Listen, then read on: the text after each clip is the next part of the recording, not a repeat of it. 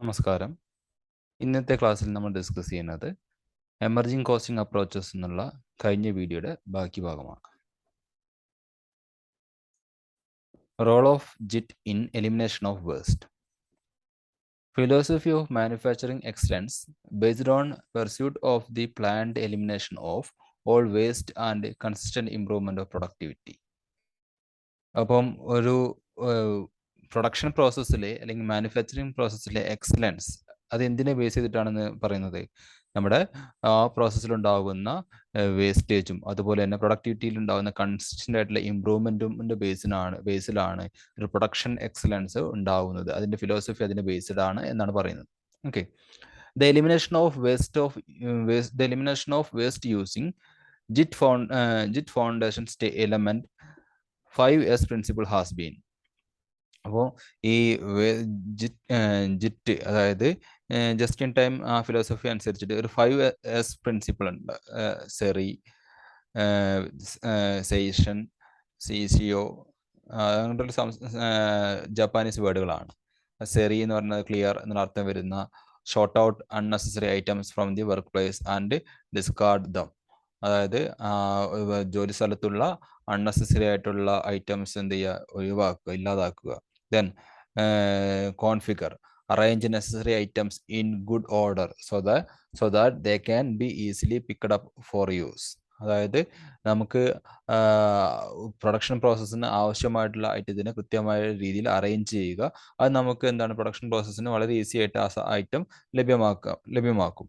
Then clean and check, clean the workplace completely to make it free from dust, dirt. അതായത് പൊടിപടലങ്ങളിൽ നിന്നും നമ്മുടെ എന്താണ് work place completely clean ആക്കി മാറ്റുക അതാണ്. Then conformity, maintain high standard of housekeeping and workplace. അപ്പം housekeeping അതുപോലെ തന്നെ വർക്ക് പ്ലേസ് ഒക്കെ നല്ല ഹൈ സ്റ്റാൻഡേർഡിൽ കീപ്പ് ചെയ്യുക. Then train and motivate people to follow good housekeeping discipline autonomously. അതായത് നമ്മുടെ ഹൗസ് കീപ്പിംഗ് ഡിസിപ്ലിൻ എന്ത് ചെയ്യുക, നല്ല രീതിയിൽ ഫോളോ ചെയ്യുന്നു, ഓട്ടോണമസ് സ്വമേധയാ ഡിസിപ്ലിൻ ഫോളോ ചെയ്യുന്നു. ആ തരത്തിൽ എംപ്ലോയീസിനെ എന്ത് ചെയ്യുക, ട്രെയിൻ ചെയ്യുക, അവർ ആ തരത്തിൽ മോട്ടിവേറ്റ് ചെയ്യിക്കുക. ഇങ്ങനെ ഈ 5S ജപ്പാനീസ് വേർഡായിട്ടുള്ള 5S, അതായത് എൻ്റെ ഇംഗ്ലീഷ് കറസ്പോണ്ടിങ് മീനിങ് ആണ് clear, configure, clean and check, conformity, custom and practice എന്നൊക്കെ പറയുന്നത്. ഓക്കെ, അപ്പോൾ ഈ 5S അല്ലെങ്കിൽ ഈ 5C ഫോളോ ചെയ്ത് കഴിഞ്ഞാൽ നമുക്ക് എന്താണ് വേസ്റ്റ് എലിമിനേഷൻ സാധ്യമാവും എന്നുള്ളതാണ് പറയുന്നത്. Okay, elimination of all waste include. അപ്പോൾ വേസ്റ്റ് എലിമിനേഷൻ നമുക്ക് എന്തൊക്കെ ഉണ്ടാക്കും? Reduction in waste, reduce load size, reduce lead time, automation, kanban. The next topic lean manufacturing. വളരെ ഇമ്പോർട്ടൻ്റ് ആയിട്ടുള്ള മറ്റൊരു ടോപ്പിക്കാണ് ലീൻ മാനുഫാക്ചറിങ് എന്ന് പറയുന്നത്. In the middle of 20th century, struggling to reduce their high inventory cost, Toyota built the foundation of lean manufacturing. 20ാം നൂറ്റാണ്ടിൻ്റെ ഏകദേശം പകുതിയാവുന്ന സമയത്താണ് എന്താണ് ഈ ടൊയോട്ട എന്ന് പറഞ്ഞ കമ്പനി, ജപ്പാനീസ് കമ്പനിയാണ് ഈ ലീൻ മാനുഫാക്ചറിങ് എന്നുള്ള ഒരു ഫിലോസഫി കൊണ്ടുവന്നിട്ടുള്ളത്. Okay, in simplest term lean means elimination of waste. Thus, lean manufacturing simply means using less of everything to produce more by eliminating waste. അപ്പം വളരെ സിമ്പിളായിട്ട് പറയുകയാണെങ്കിൽ ലീൻ എന്നതുകൊണ്ട് ഉദ്ദേശിക്കുന്നത് വേസ്റ്റ് എലിമിനേഷൻ ആണ്. ഓക്കെ, അപ്പം ഈ മാനുഫാക്ചറിങ്ങിൽ ലീൻ എന്നതുകൊണ്ട് ഉദ്ദേശിക്കുന്നത് എന്താണ്? വളരെ കുറച്ച് ഉപയോഗിക്കുക, യൂസിങ് ലെസ് എവറിത്തിങ്, എല്ലാം കുറച്ച് ഉപയോഗിച്ചുകൊണ്ട് produce more by eliminating waste. വളരെ ലിമിറ്റഡ് ആയിട്ട് എല്ലാം ഒരു പ്രൊഡക്ഷൻ പ്രോസസ്സിൽ ആവശ്യമായിട്ടുള്ള എല്ലാം ലിമിറ്റഡ് ആയിട്ട് അല്ലെങ്കിൽ കുറച്ച് ഉപയോഗിച്ചിട്ട് വേസ്റ്റ് എലിമിനേറ്റ് ചെയ്തുകൊണ്ട് കൂടുതൽ പ്രൊഡക്ഷൻ നടത്തുക എന്നുള്ളതാണ് ലീൻ മാനുഫാക്ചറിങ് കൊണ്ട് ഉദ്ദേശിക്കുന്നത്. ഓക്കെ, അപ്പോൾ ഇത് ഈ ഒരു കാര്യം ഓർമ്മ ഉണ്ടായാൽ മതി. ഓക്കെ, എന്താണ്? എലിമിനേഷൻ ഓഫ് വേസ്റ്റ് ആണ്. Then using less of everything to produce more by eliminating waste എന്നുള്ള ആ പോയിന്റ് ഓർമ്മയുണ്ടായാൽ മതി. എന്താണ് ലീൻ മാനുഫാക്ചറിങ് എന്നുള്ളതിനെ കുറിച്ച് എഴുതാൻ. Then the 7 waste of lean manufacturing. അപ്പം നമുക്കറിയാം വേസ്റ്റ് എലിമിനേഷൻ ആണ് ലീൻ മാനുഫാക്ചറിങ്ങിൽ ഫോക്കസ് ചെയ്യുന്നത് എന്നുള്ളത്. അപ്പോൾ അവിടെ പറയുന്നത് ഒരു പ്രൊഡക്ഷൻ പ്രോസസ്സിൽ, മാനുഫാക്ചറിങ് പ്രോസസ്സിൽ 7 തരത്തിലുള്ള വേസ്റ്റുകളാണ് ഉണ്ടാവുന്നത്. ഒന്ന്, over production. The most serious of waste Overproduction can cause all other type of waste and result in excess inventory. Stocking too much of product that goes unused has obvious cost, storage, wasted material, and excessive capital tied up in useless inventory. അപ്പോൾ over production എന്ന് പറഞ്ഞത് ഒരു തരത്തിൽ waste ആണെന്നാണ് പറയുന്നത്. എങ്ങനെയാണ് അത് waste ആകുന്നത്? ഓവർ പ്രൊഡക്ഷൻ നടക്കുമ്പോൾ അത് നമ്മുടെ ഇൻവെന്ററി, നമ്മുടെ സ്റ്റോക്ക് വർദ്ധിപ്പിക്കും. അപ്പോൾ അൺനെസസറി ആയിട്ട് ടു മച്ച് സ്റ്റോക്ക് ഉണ്ടാക്കുന്നത് നമുക്ക് നമ്മുടെ കോസ്റ്റിൽ, സ്റ്റോറേജ് കോസ്റ്റ്, മെറ്റീരിയൽ വേസ്റ്റ് ആയി പോവുക, അതുപോലെ നമ്മുടെ ക്യാപിറ്റൽ ടൈഡ് അപ്പ്, ക്യാപിറ്റലും ബ്ലോക്ക് ആയി കിടക്കാനൊക്കെ അത് ഇടയാക്കും എന്നുള്ളതാണ്. അപ്പോൾ ഓവർ പ്രൊഡക്ഷനും എന്ത് തന്നെയാണ്? ഒരു തരത്തിൽ ഒരു വേസ്റ്റ് തന്നെയാണ്. Then അടുത്താണ് inventory waste. Inventory waste refers to the waste produced by unprocessed inventory. This includes the waste of storage, waste of capital tied up unprocessed inventory, the waste of transporting the inventory, the container used to hold inventory, the lighting. അപ്പോൾ ഈ inventory wastage എന്ന് പറഞ്ഞെങ്കിൽ നമ്മുടെ production പ്രോസസ്സിൽ ഉപയോഗിക്കാത്ത unprocessed ആയിട്ടുള്ള inventory, അതിൽ നിന്നുണ്ടാകുന്ന വേസ്റ്റിനെയാണ് ഇൻവെന്ററി വേസ്റ്റ് എന്ന് പറയുന്നത്. അപ്പോൾ അതിൽ എന്തെല്ലാം വരുന്നു ഇൻവെന്ററി വേസ്റ്റിൽ? വേസ്റ്റ് ഓഫ് സ്റ്റോറേജിന് സമയത്ത് ഉണ്ടാകുന്ന വേസ്റ്റ്, അതുപോലെ തന്നെ എന്താണ് നമ്മുടെ പണം എന്താണ് ബ്ലോക്കായി കിടക്കുന്നത് കൊണ്ടുണ്ടാകുന്ന വേസ്റ്റ് എന്നതുകൊണ്ട് ഉദ്ദേശിക്കുന്നത് ബ്ലോക്കായി കിടക്കുക, പ്യുവർ ആ ഒരു സെൻസിലല്ല, എന്താണ് മാലിന്യം എന്ന അർത്ഥത്തിലല്ല വേസ്റ്റ് എന്ന് മനസ്സിലാക്കുക. അതായത് നമ്മുടെ പണം, നമ്മൾക്ക് അൺനെസസറി ആയിട്ടുള്ള ആക്ടിവിറ്റീസ്, അതായത് അതാണ് ഇവിടെ ഉദ്ദേശിക്കുന്നത് വേസ്റ്റ് എന്നുള്ള കൺസെപ്റ്റ് കൊണ്ട് ഉദ്ദേശിക്കുന്നത്.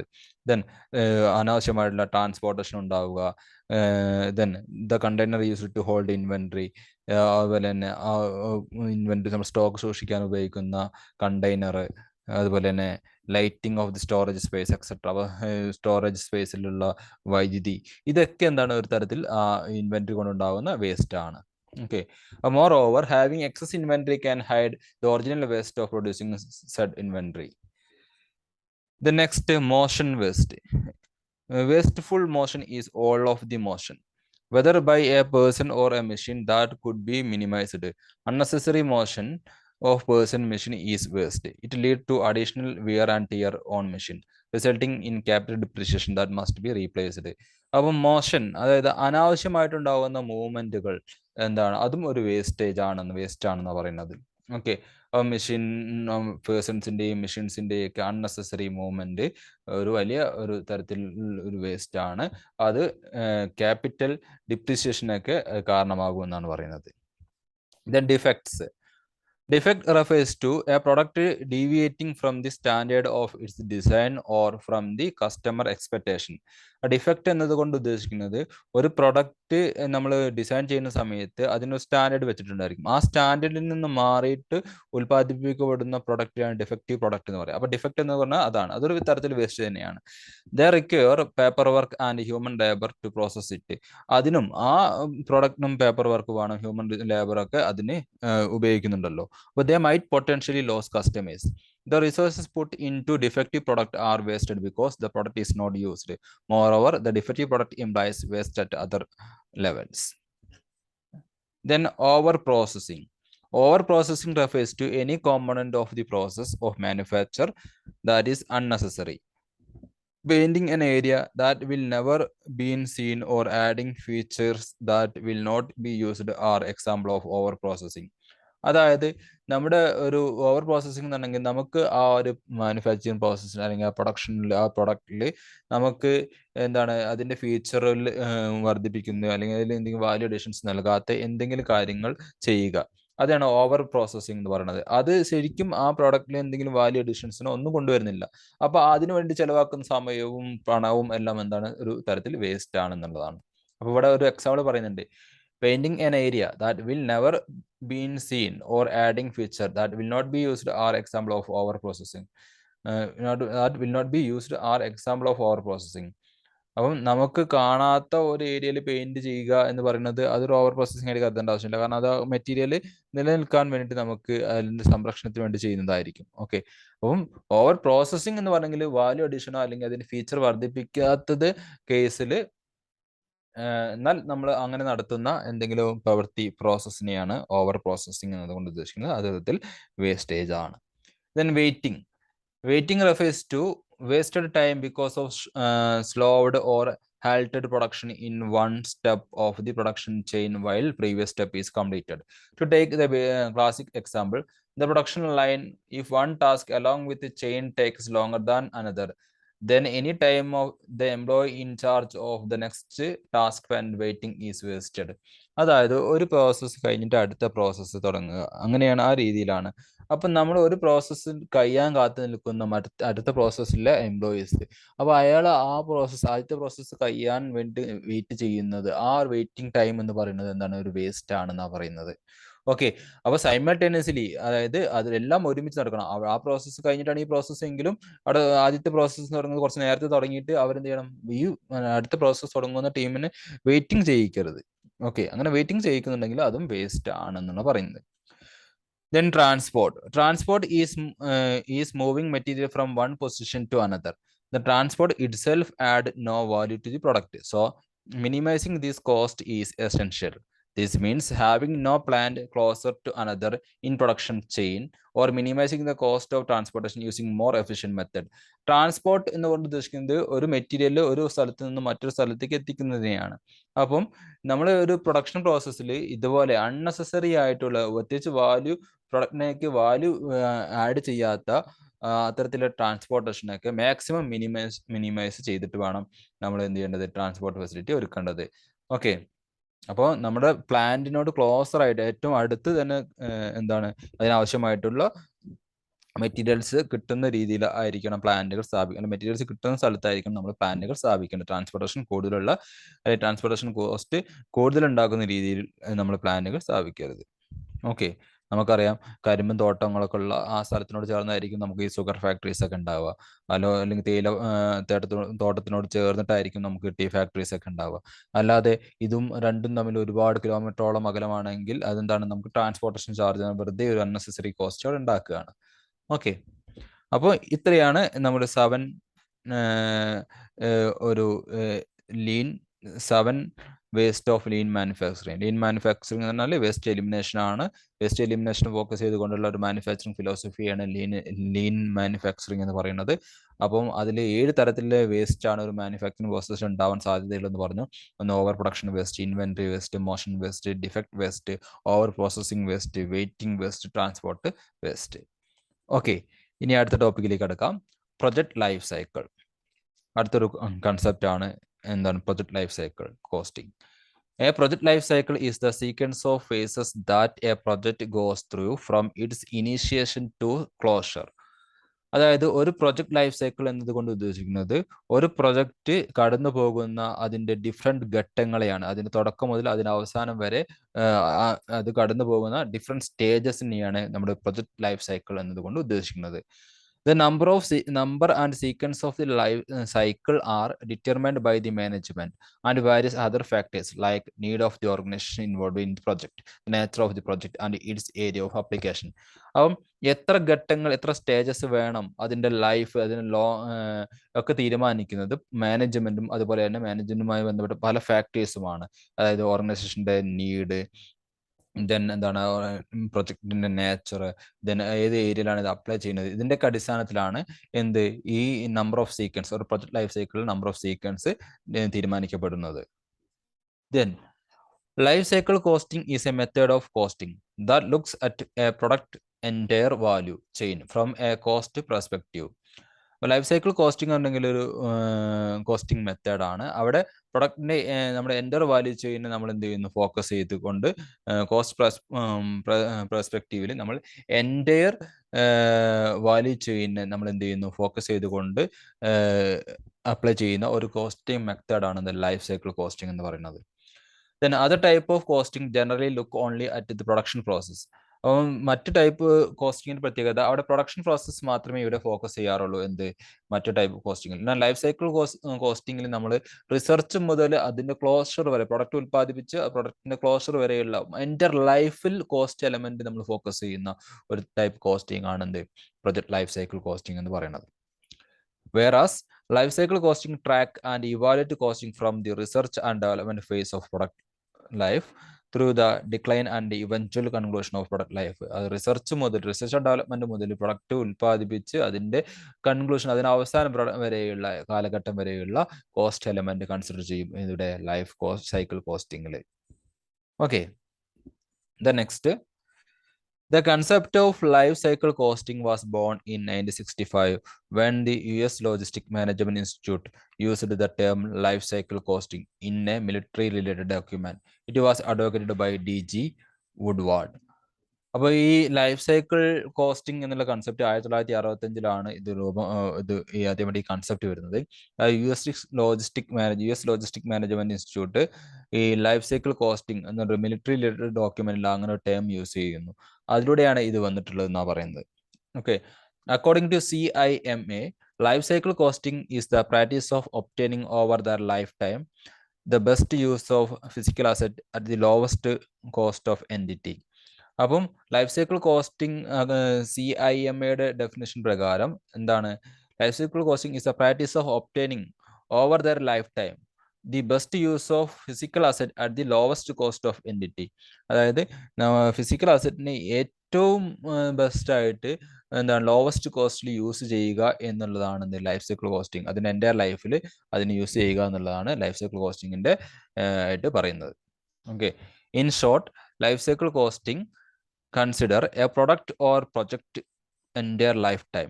അപ്പോൾ ലൈഫ് സൈക്കിൾ കോസ്റ്റിംഗിൽ നമുക്ക് ഒരു പ്രൊഡക്റ്റിനെയോ ഒരു പ്രൊജക്റ്റിനെയോ എൻ്റയർ ലൈഫ് ടൈം നമ്മളിവിടെ കൺസിഡർ ചെയ്യുന്നുണ്ട്. It is also known as cradle to grave costing or womb to tomb costing or whole life costing.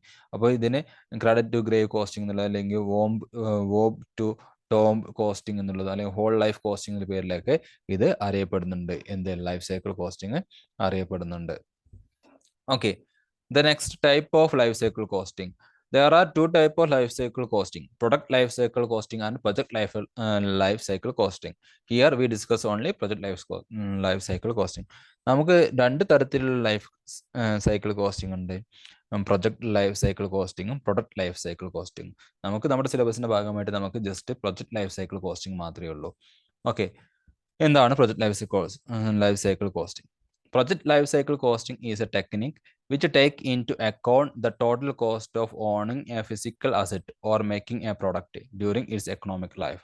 It includes costs associated with acquiring, using, caring for and disposing a physical asset. ഒരു entire പ്രൊജക്റ്റിൽ അതിൻ്റെ initiation മുതൽ അതിൻ്റെ closing വരെയുള്ള cost എലമെന്റുകളെ consider ചെയ്യുന്ന ഒന്നാണ് ഈ project life cycle costing എന്ന് പറയുന്നത്. നമ്മൾ നേരത്തെ പറഞ്ഞിട്ടുണ്ടായിരുന്നത്.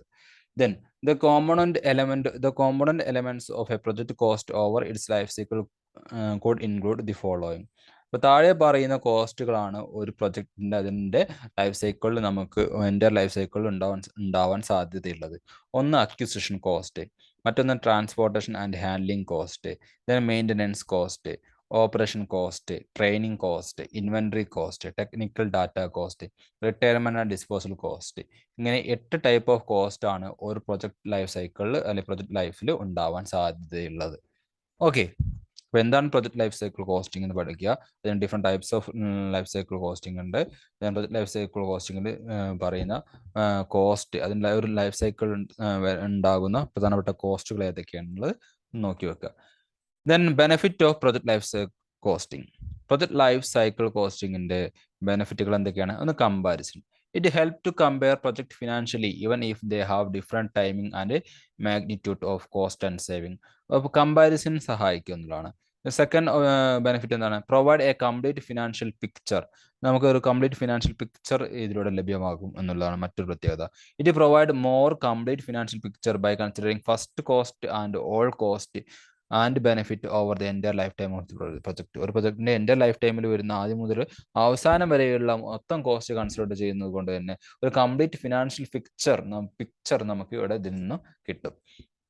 ദ ഡിസിഷൻ മേക്കിങ്ങിന് സഹായിക്കും. ദെൻ റെഡ്യൂസ്ഡ് റിസ്ക് കുറയ്ക്കും. ദെൻ എങ്ങനെയാണ്? It reduce investment risk by projecting a more complete picture of the future. നമുക്ക് നമ്മുടെ ഫ്യൂച്ചറിനെ കുറിച്ച് കംപ്ലീറ്റ് പിക്ചർ ലഭിക്കുമ്പോൾ തന്നെ നമ്മുടെ റിസ്ക് അവിടെ കുറയും എന്നുള്ളതാണ്. Reliable planning. Life cycle costing helps firms team to control the project throughout all its stage. It is an excellent planning tool that cover long span of time. അപ്പോൾ planning reliable ആയിട്ടുള്ള planning ആയിരിക്കും. അതെങ്ങനെയാണ്? അതായത് through out എല്ലാ സ്റ്റേജിലും initiation to closer വരെയുള്ള എല്ലാ സ്റ്റേജിലും നമുക്കൊരു controlling സാധ്യമാകും ഈ life cycle project life cycle കോസ്റ്റിംഗിൽ എന്നുള്ളതാണ് മറ്റൊരു പ്രത്യേകത. Then phases of project life cycle. Project life സൈക്കിളിൻ്റെ 5 ഘട്ടങ്ങളായിട്ടാണ് പ്രധാനമായിട്ടും ക്ലാസിഫൈ ചെയ്തിട്ടുള്ളത്. Startup, definition, planning, execution, close out. ഇങ്ങനെ 5 ഘട്ടങ്ങളായിട്ടാണുള്ളത്. നമുക്ക് സ്റ്റാർട്ടപ്പ് എന്ന് പറയണമെങ്കിൽ പേര് തന്നെയുണ്ട്. This phase is where the project objective are defined and conceptual aspect of the project agreed. This may be the phase where the problem is identified and potential solution is suggested. Startup എന്ന് പറഞ്ഞെങ്കിൽ നമ്മൾ തുടങ്ങുകയാണ്. Okay, ഈ ഫേസിലാണ് നമ്മുടെ എന്താണ് project objective, അതിന്റെ conceptual ആയിട്ടുള്ള ആസ്പെക്റ്റ് ഒക്കെ നമ്മൾ അംഗീകരിച്ച് തുടങ്ങി വെക്കുന്ന ഒരു ഏരിയയാണ് സ്റ്റാർട്ടപ്പ് എന്നുള്ള ഫേസ് പറയുന്നത്. Then definition.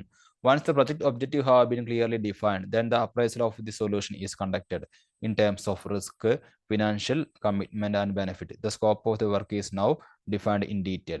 അപ്പോൾ ഡെഫിനേഷൻ എന്നുള്ള ഏരിയയിൽ നമുക്ക് ആദ്യം നമ്മൾ എന്താണ് നമ്മുടെ ലക്ഷ്യം, ഒബ്ജക്റ്റീവ് ഒക്കെ തീരുമാനിച്ചു കഴിഞ്ഞിട്ടുണ്ടെങ്കിൽ പിന്നെ എന്താണ് അതിൻ്റെ അപ്രൈസലാണ്, അതിൻ്റെ റിസ്ക് എത്രയാണ്, ഫിനാൻഷ്യൽ കമ്മിറ്റ്മെന്റ് ആൻഡ് ബെനിഫിറ്റ് തുടങ്ങിയ കാര്യങ്ങളൊക്കെ ചെക്ക് ചെയ്യുന്നതാണ് ഇത് ഡെഫിനേഷനിൽ പറയുന്നത്.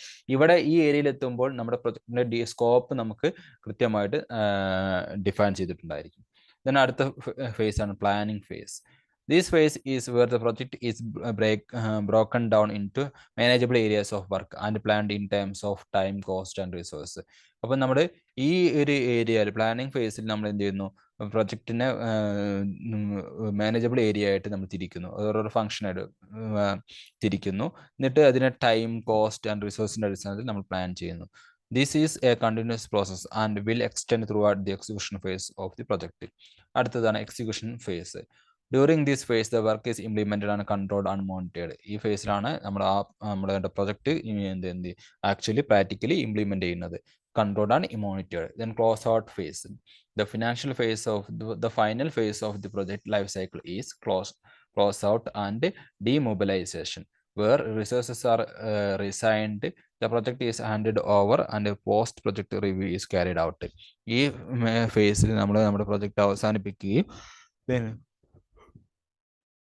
പോസ്റ്റ് പ്രൊജക്ട് റിവ്യൂസ് നടത്തുകയൊക്കെ ചെയ്യുന്നു. നമ്മുടെ പ്രൊജക്ടിന്റെ ഓവറോൾ റിവ്യൂ ഇവിടെ കണ്ടക്ട് ചെയ്യുന്ന ഒരു ഫേസ് ആണ് ഇത് ക്ലോസ് ഔട്ട് ഫേസ് എന്ന് പറയുന്നത്.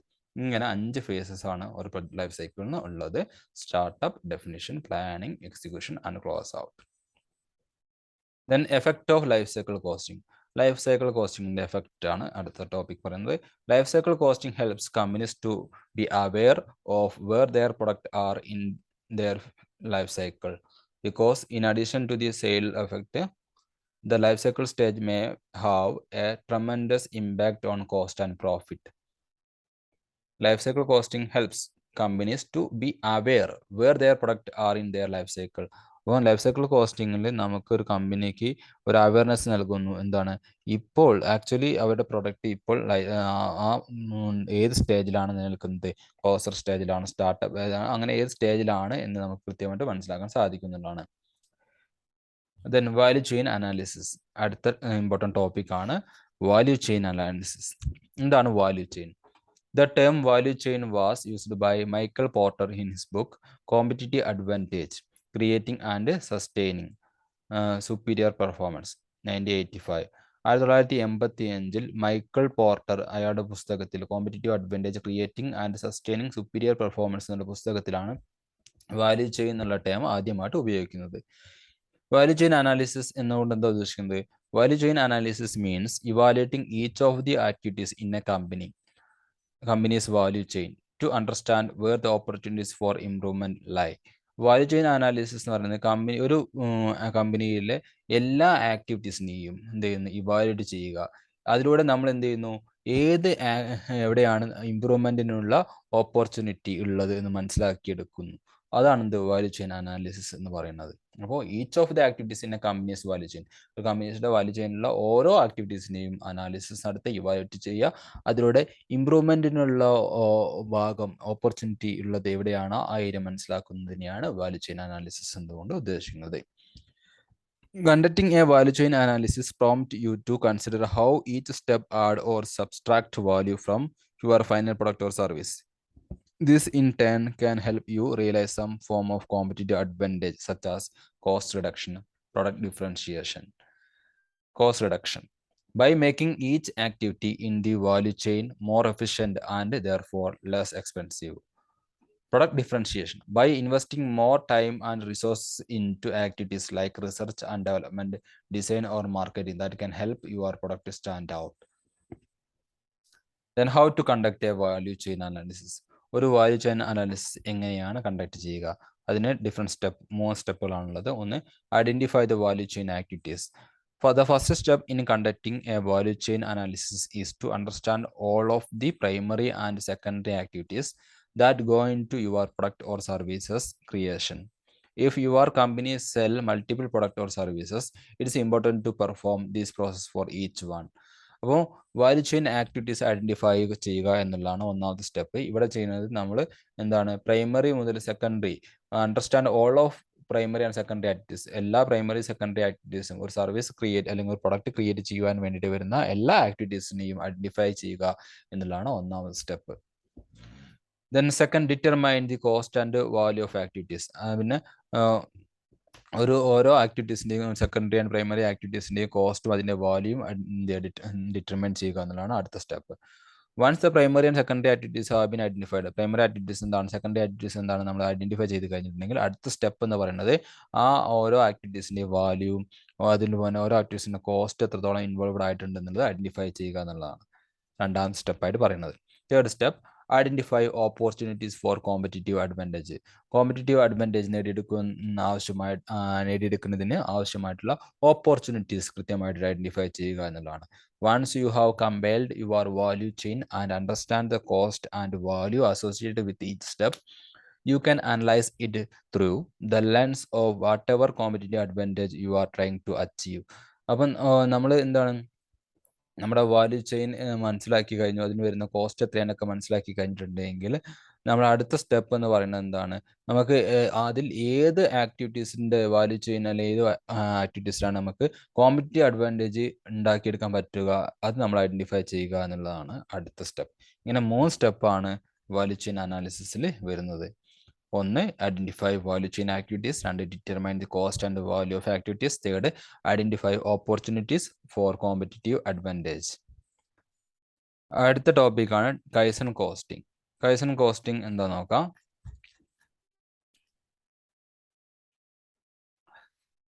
Kaizen costing, also referred as continuous improvement costing, is a mechanism for reducing and managing cost.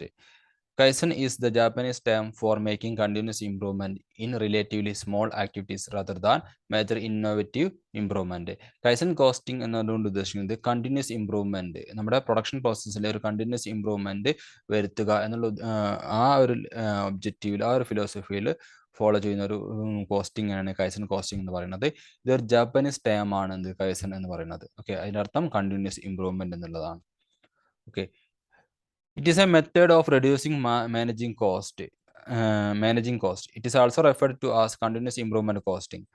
ഇതിനെ കണ്ടിന്യൂസ് ഇംപ്രൂവ്മെന്റ് കോസ്റ്റിംഗ് എന്നുള്ള പേരിൽ അറിയപ്പെടുന്നു. ഇതൊരു എന്താണ്, മാനേജിങ് കോസ്റ്റ് റെഡ്യൂസ് ചെയ്യുന്ന ഒരു മെത്തേഡാണ് എന്ത് കൈസൺ കോസ്റ്റിംഗ് എന്ന് പറയുന്നത്.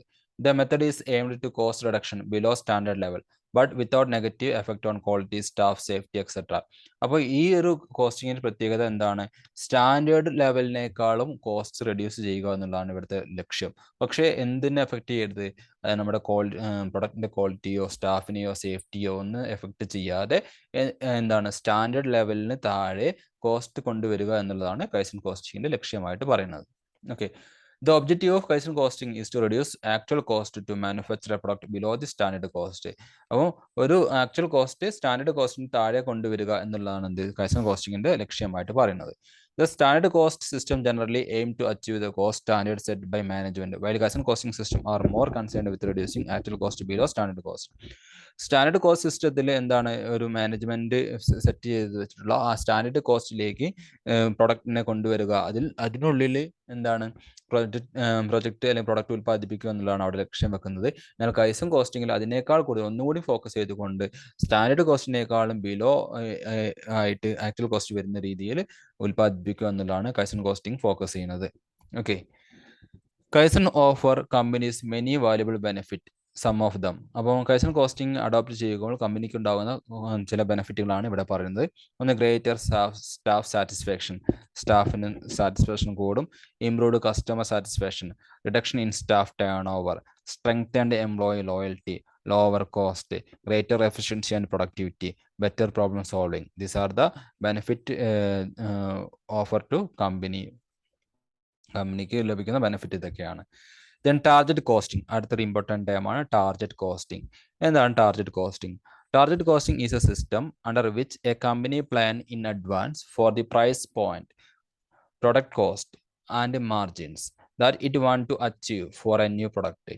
ടാർഗറ്റ് കോസ്റ്റിംഗ് എന്ന് പറയുന്നത് ഒരു കമ്പനി അഡ്വാൻസ് ആയിട്ട് എന്ത് ചെയ്യാണ്, പ്രൈസിൻ്റെ പോയിന്റിൽ അല്ലെങ്കിൽ പ്രൊഡക്റ്റിൻ്റെ കോസ്റ്റിൻ്റെ പോയിന്റിൽ അല്ലെങ്കിൽ പ്രോഫിറ്റ് പേഴ്സൻ്റെ മാർജിൻ്റെ പോയിന്റിൽ ഒരു പ്രൊഡക്റ്റിന് മുകളിൽ ലഭിക്കേണ്ടത് ലക്ഷ്യം വെക്കുക. അതാണ് ടാർഗറ്റ് കോസ്റ്റിംഗ് എന്ന് പറയുന്നത്. If it cannot manufacture A product at this planned level then it cancel the design project entirely. അപ്പം നമ്മൾ എന്താണ് പ്രൈസ് പോയിന്റിലും പ്രൊഡക്റ്റ് കോസ്റ്റിൻ്റെ പോയിന്റിലും മാർജിൻ അതിൽ നിന്ന് ലഭിക്കേണ്ട മാർജിനും ഒക്കെ നമ്മൾ എന്ത് ചെയ്തിട്ടുണ്ടായിരുന്നു, ഒരു ലക്ഷ്യം വെച്ചിട്ടുണ്ടായിരിക്കും, അഡ്വാൻസ് ആയിട്ട് നമ്മൾ ഫിക്സ് ചെയ്തിട്ടുണ്ടായിരിക്കും. ആ ഫിക്സ് ചെയ്തിട്ടുള്ള ലെവലിൽ നമുക്ക് മാനുഫാക്ചർ ചെയ്യാൻ പറ്റുന്നില്ല എങ്കിൽ നമ്മൾ എന്ത് ചെയ്യും, ആ പ്രൊജക്റ്റ് പൂർണ്ണമായിട്ട് ആ ഡിസൈൻ എന്ത് ചെയ്യും, ക്യാൻസൽ ചെയ്യും എന്നുള്ളതാണ്. Okay, with target costing, a management team has a powerful tool for continually monitoring products from moment they enter the design phase and on throughout their product life cycle. അപ്പം ഈ target കോസ്റ്റിങ്ങിൽ management team എന്താണ്, അതിന്റെ design stage മുതൽ അതിന്റെ enter life cycle എന്താണ് continuous monitoring നടത്തും എന്നുള്ളതാണ്. കാരണം ഇവിടെ എന്താണ് ടാർഗറ്റ് കോസ്റ്റിംഗ്, നമ്മൾ കോസ്റ്റ് നമ്മൾ എന്താണ് ലക്ഷ്യം വെക്കുകയാണ്, ടാർഗറ്റ് വെക്കുകയാണ്, അതിനകത്ത് പ്രൈസ്, പ്രൊഡക്റ്റ് കോസ്റ്റ്, അതിൻ്റെ ലാഭമൊക്കെ അത് ലഭിക്കുന്ന തരത്തിൽ നമ്മൾ പ്രൊഡക്റ്റ് ഉൽപ്പാദിപ്പിക്കാൻ ശ്രമിക്കുകയാണ് എന്ത് ചെയ്യുന്നത്, ടാർഗറ്റ് കോസ്റ്റിംഗ് ചെയ്യുന്നത്. It is considered one of the most important tool for achieving consistent profitability in A manufacturing environment. അപ്പം ഈ ടാർഗറ്റ് കോസ്റ്റിംഗ് എന്ന് പറഞ്ഞാൽ ഒരു ഇമ്പോർട്ടൻറ്റ് ടൂളാണെന്ന് പറയുന്നത്. ഒരു ഓർഗനൈസേഷന് കൺസിസ്റ്റന്റ് ആയിട്ടുള്ള പ്രോഫിറ്റ് ഉണ്ടാക്കിയെടുക്കണമെങ്കിൽ. The primary steps in target costing process are noted below. അപ്പോൾ ടാർഗറ്റ് കോസ്റ്റിംഗ് പ്രോസസ്സിലെ പ്രധാനപ്പെട്ട സ്റ്റെപ്പ് എന്ന് പറയുന്നത് എന്തൊക്കെയാണെന്നുള്ളതാണ്. ഒന്ന്, കണ്ടക്ട് റിസർച്ച് കണ്ടക്ട് ചെയ്യുക എന്നുള്ളത്. Then calculate maximum cost, then engineer the product, ongoing activities. അതായത് ആദ്യം റിസർച്ച് കണ്ടക്ട് ചെയ്യുക. റിസർച്ച് കണ്ടക്ട് ചെയ്യുക എന്നുണ്ടെങ്കിൽ എന്താണ്, the first step is to review market price in which the company want to sell product. ആദ്യം നമുക്ക് എവിടെയാണ് നമ്മുടെ പ്രൊഡക്റ്റ് വിൽക്കേണ്ടത് ആ മാർക്കറ്റ് പ്രൈസ് കണ്ടെത്തുകയും അതിന് അവിടെ പഠനം നടത്തുകയാണ് ചെയ്യേണ്ടത്. അതിനനുസരിച്ച് അനുയോജ്യമായിട്ടുള്ള പ്രൊഡക്റ്റ് ഐഡന്റിഫൈ ചെയ്യുകയും ആണ് വേണ്ടത്. Then calculate maximum cost. അടുത്ത സ്റ്റെപ്പ് എന്നുണ്ടെങ്കിൽ നമ്മൾ പ്രൊഡക്റ്റ് ഐഡന്റിഫൈ ചെയ്ത് കഴിഞ്ഞിട്ടുണ്ടെങ്കിൽ, മാർക്കറ്റ് ഐഡന്റിഫൈ ചെയ്ത് കഴിഞ്ഞിട്ടുണ്ടെങ്കിൽ മാക്സിമം എത്ര ചിലവ് വരും ആ പ്രൊഡക്റ്റ് ഉൽപ്പാദിപ്പിക്കാൻ എന്നുള്ളതും അതിൽ നിന്ന് എത്ര മാർജിൻ നമുക്ക് എന്താണ് അതിന് മുകളിൽ ഇടാൻ പറ്റും, പ്രോഫിറ്റ് ആയിട്ട് ഇടാൻ പറ്റും തുടങ്ങിയ കാര്യങ്ങളൊക്കെ അതിനനുസരിച്ച് പ്രൊഡക്റ്റിന്റെ പ്രൈസ് ഒക്കെ ഫിക്സ് ചെയ്യുക എന്നുള്ളതാണ് രണ്ടാം സ്റ്റെപ്പിൽ പറയുന്നത്. Then engineer the product. ഇതൊക്കെ കഴിഞ്ഞതിന് ശേഷം നമ്മൾ എന്ത് ചെയ്യുന്നത്, പ്രൊഡക്റ്റ് എഞ്ചിനീയർ ചെയ്യുക, ഡിസൈൻ ചെയ്യുക, ഉൽപ്പാദിപ്പിക്കുക എന്നുള്ളതാണ്. Then on going activities. ഏറ്റവും അതിനൊക്കെ എഞ്ചിനീയർ ചെയ്ത് ഉൽപ്പാദിപ്പിച്ച് കഴിഞ്ഞതിന് ശേഷം ലോവർ കോസ്റ്റിൽ അങ്ങനെ ഒരു പ്രൊഡക്റ്റ് ഉൽപ്പാദിപ്പിച്ച് കഴിഞ്ഞതിന് ശേഷം നമ്മൾ എന്താണ് ഫൈനലൈസ് ചെയ്യുന്നു. Finalized and approved. The team is constituted. Then നോക്കാം, once a product design is finalized and approved, the team is reconstituted to include fewer designers and more industrial engineers. Then the team now enter into a new phase of reducing production cost. അപ്പോൾ നമ്മുടെ engineer product ഒക്കെ എന്താണ് engineer design ചെയ്ത് കഴിഞ്ഞതിന് ശേഷം നമ്മൾ on going activities, പിന്നീട് നമ്മുടെ ലക്ഷ്യം എന്താണ്, നമ്മൾ വീണ്ടും നമ്മൾ ഈ പ്രൊഡക്ഷൻ പ്രോസസ് എന്ത് ചെയ്യുന്നു, കുറയ്ക്കാവുന്ന തരത്തിൽ വീണ്ടും അതിൻ്റെ മുകളിൽ വീണ്ടും സ്റ്റഡീസ് നടത്തുകയാണ് ചെയ്യുന്നത്. അങ്ങനെ 4 സ്റ്റെപ്പുകളാണ് ടാർഗറ്റ് കോസ്റ്റിംഗിലുള്ളത്. ഒന്ന്, ഇതൊക്കെ നമുക്ക് ചിന്തിച്ചാൽ അറിയാവുന്ന കാര്യങ്ങളാണ്. Conduct research, calculate maximum cost, engineer the product, ongoing activities. Then last topic, backflush accounting. Backflush accounting is when you wait until the manufacturer product has been completed and then record all related issuance of inventory from stock that were required to create a product. This approach has the advantage of avoiding all manual assignment of cost of product during various production stages, thereby eliminating a large number of transactions and associated clerical labor. അതായത് black flush accounting എന്ന് പറഞ്ഞിട്ടുണ്ടെങ്കിൽ ഒരു production process complete ആയതിനു ശേഷം നമ്മൾ എന്ത് ചെയ്യുന്നു, അതിൻ്റെ അക്കൗണ്ട്സ് എഴുതുന്ന ഒരു രീതിയാണ് ബാക്ക് ഫ്ലഷ് അക്കൗണ്ടിങ് എന്നാണ് ഉദ്ദേശിക്കുന്നത്. അപ്പോൾ ഇതിൽ ഓരോ സ്റ്റേജിലും നമ്മളിങ്ങനെ ഡിഫറെൻറ്റ് സ്റ്റേജസ് ആയിട്ട് തിരിച്ചിട്ട് അങ്ങനെ എന്താണ് അങ്ങനെ നമ്മൾ അതിൻ്റെ ഓരോ കോസ്റ്റ് ഓരോ സ്റ്റേജിനും അസൈൻ ചെയ്ത് കൊടുക്കുന്ന ആ രീതി മാറിയിട്ട് ഓവറോൾ നമ്മൾ എന്ത് ചെയ്യുന്നു, നമ്മൾ പ്രൊഡക്ഷൻ പ്രോസസ്സ് കഴിഞ്ഞതിന് ശേഷം കോസ്റ്റ് അസൈൻ ചെയ്യുന്ന അല്ലെങ്കിൽ അസൈൻ ചെയ്യുന്ന രീതിയാണ് ബാക്ക് ഫ്ലഷ് അക്കൗണ്ടിങ് എന്ന് പറയുന്നത്. അപ്പോൾ ഇതിൻ്റെ വേറെ ഗുണം എന്താണെന്ന് വെച്ചിട്ടുണ്ടെങ്കിൽ this approach has the advantage of avoiding all manual assignment of cost to product during the various production stages. Production സ്റ്റേജസിൽ പല പ്രൊഡക്ഷൻ്റെ ഡിഫറെൻറ്റ് സ്റ്റേജസിൽ നമ്മൾ കോസ്റ്റ് അസൈൻ ചെയ്യുമ്പോൾ ഉണ്ടാകുന്ന മാനുവലി സംഭവിക്കാവുന്ന മിസ്റ്റേക്കുകളെല്ലാം ഇത് ഇല്ലാതാവും എന്നുള്ളതാണ്. Thereby eliminating large number of transactions. അതിലൂടെ നമുക്ക് വലിയ അളവിൽ ട്രാൻസാക്ഷൻസ് എലിമിനേറ്റ് ചെയ്യാൻ പറ്റും, ലേബർ ക്ലറിക്കൽ വർക്കൊക്കെ എലിമിനേറ്റ് ചെയ്യാൻ പറ്റും എന്നുള്ളതാണ് ഇത് ബാക്ക് ഫ്ലഷ് അക്കൗണ്ടിങ്ങിൻ്റെ അക്കൗണ്ടിങ് എന്ന് പറയുന്നത്. ഓക്കെ, അപ്പോൾ ഇതൊക്കെ ഈ കൺസെപ്റ്റുകൾ നിങ്ങൾ മനസ്സിലാക്കി വെക്കുക. തിയറി ഏരിയയാണ്. അപ്പം ജസ്റ്റ് ഇങ്ങനെ ഒരു പി ജി കുട്ടികൾ എന്ന നിലയ്ക്ക് ഈ ലൈൻ വരി വായിച്ച് അതിൻ്റെ അർത്ഥങ്ങൾ പറഞ്ഞു തരേണ്ട ആവശ്യമൊന്നുമില്ല. അപ്പോൾ നിങ്ങൾ ഇത് ഈ നോട്ട്സ് വായിക്കുക, മനസ്സിലാക്കുക. ജസ്റ്റ് കൺസെപ്റ്റ് ഞാൻ എല്ലാത്തിൻ്റെയും പറഞ്ഞിട്ടുണ്ട്, മാക്സിമം പറഞ്ഞിട്ടുണ്ട്. അപ്പോൾ നിങ്ങൾ ഇനി ചെയ്യേണ്ടത് ഈ നോട്ട് കംപ്ലീറ്റ് വായിക്കുക,